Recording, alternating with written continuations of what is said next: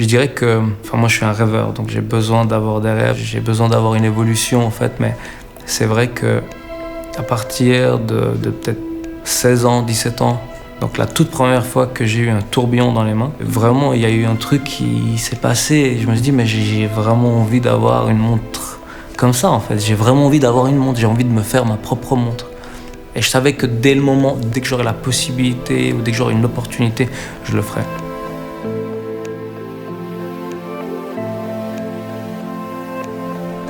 C'est vrai que si je pense Kosovo aujourd'hui, je vais plutôt penser à la famille. Tous ensemble, le partage. C'est vraiment des valeurs qui en font la culture du peuple kosovar. Un des premiers contacts que j'ai eu avec l'horlogerie, c'était quand mon père nous rendrait visite. Il avait toujours une Tissot, il venait nous voir et la nuit je lui la piquais sans son accord. J'ai essayé de l'ouvrir à plusieurs reprises, sans succès d'ailleurs. Mais c'est vrai que ça a été la première fois où j'ai pu un peu plus comprendre, entre guillemets, ce que c'était une montre, la toucher avec mes mains, l'écouter, entendre le tic-tac. C'est vraiment de là où ça a commencé. Mais par la suite, quand j'ai commencé à lire un peu plus et réaliser en fait qu'une montre pouvait être mécanique, donc qui pouvait donner l'heure juste, un instrument qui peut être fait à la main, moi je trouvais ça incroyable, vraiment incroyable. Parce que de nature, on était plutôt bricoleurs. C'est vrai que Kosovo, quand tu voulais avoir un jouet, tu te le crées quoi en fait.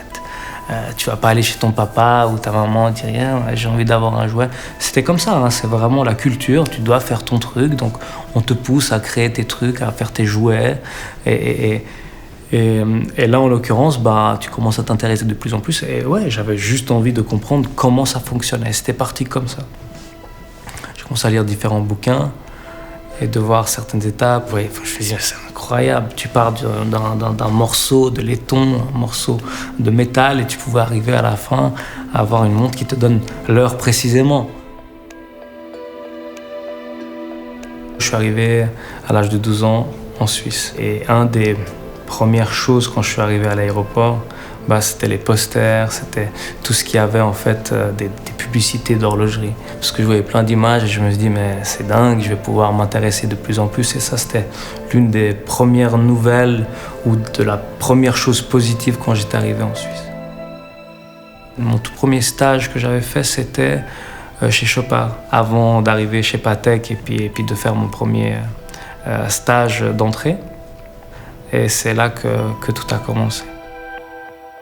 Il y a des horlogers comme François-Paul Journe que je voulais absolument passer par là et puis voir comment on travaillait, essayer d'acquérir de plus en plus d'expérience. Mais par la suite, je voulais apprendre encore plus. Je voulais voir vraiment pouvoir me mettre à la place d'un horloger et qu'on attende de moi un résultat. En fait, je voulais vraiment voir et participer à réaliser des montres. Je me disais, la première chose, je voulais vraiment faire ma propre montre. Et c'est ce qui m'importait. Et je me disais, si je mets tout l'amour que j'ai envie, si je mets tout là-dedans, à un moment donné, ça devrait le faire. Ce qui n'a pas été aussi simple que ça. Parce qu'après, j'ai réalisé que y avait plein d'autres métiers, il y avait plein d'autres choses qu'il fallait faire attention. Et je n'étais tout simplement pas prêt, en fait. Alors oui, je me sentais bien en tant qu'horloger. J'étais capable de faire beaucoup de choses, mais toute l'autre partie qu'il y avait à mettre en place, j'étais vraiment loin du compte. J'étais vraiment, vraiment, vraiment loin du compte. Et c'est là où on commence à apprendre encore plus. On voit d'autres choses. On peut rencontrer des clients, des journalistes, mais ils peuvent adorer cette montre-là, mais passer le cap, ça c'était compliqué. Ça, c'était vraiment compliqué. Donc j'ai dû trouver d'autres solutions. J'ai commencé à travailler pour d'autres gens, faire des réparations, faire de la sous-traitance en fait pour d'autres marques. Et peu à peu, ça m'a permis de trouver aussi une certaine stabilité, pouvoir regarder ça d'un peu plus loin, et puis dire qu'est-ce qui manque. Et puis peu à peu, attendre, être patient, attendre le bon jour, le bon moment.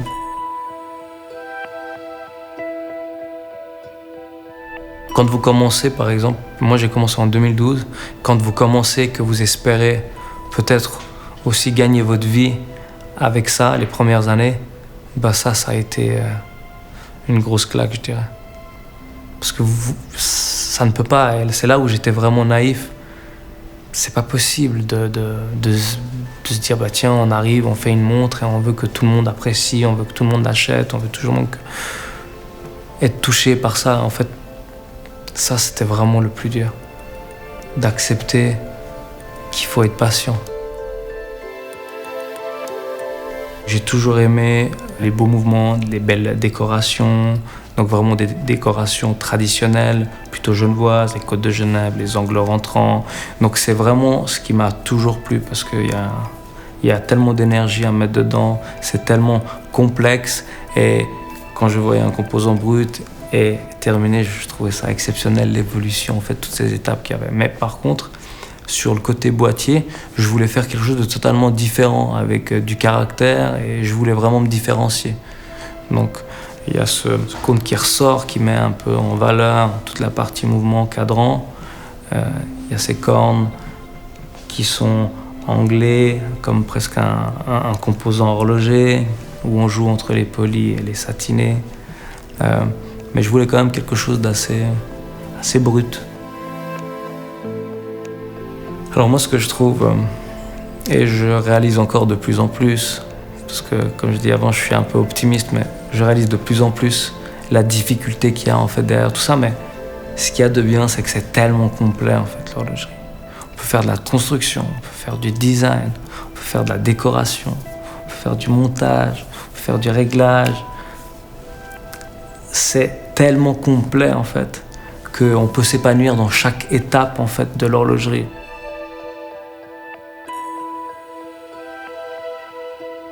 When I met Recep, I thought I would meet myself. And it's very strange when you think you meet yourself. And what was even more strange, I met myself 40 years ago. So I had a double emotion, to meet me and to meet me 40 years ago. Why? Because he reminded me what I was, what we did. It reminded me my way to be naive, my way to think that everything is possible. Because of this, I said, this young man, he will be successful. I like his philosophy, I like his watchmaking art, and I like its simplicity. Simplicity is the end of a process. It's not the beginning. In the beginning, everything you do is complicated, and the artist, the more he goes to the future, less becomes more.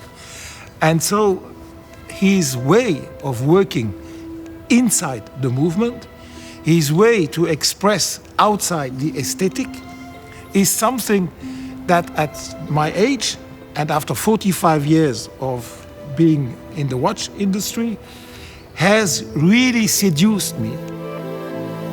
C'est de la joie, de la fierté, il y a un sentiment de se sentir utile, t'as servi à quelque chose, t'as mis quelque chose en route.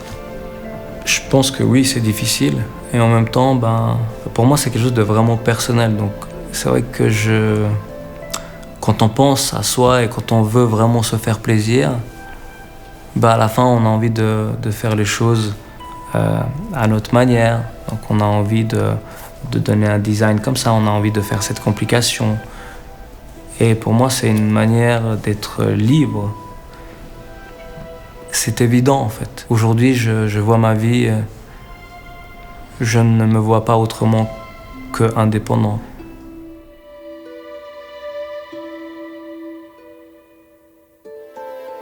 C'est lui qui est venu à mon encontre et dans l'idée de collaborer. C'est une idée qui m'a tout de suite séduite, ça m'a beaucoup plu. Et je suis très content de nouveau travailler quelques heures par jour à faire des jolies pièces. Il a deux désirs. Un désir de faire comme autrefois. Moi, je suis d'accord de faire les choses comme autrefois, mais de manière rationnelle. Si on reprend les très vieux outils où c'est compliqué et tout, et on a des outils plus modernes, mais pour arriver au même résultat, faut travailler comme ça. Je crois qu'il y a peu de gens qui ressentent ça. Voilà. Puis lui, c'est une de ces personnes-là.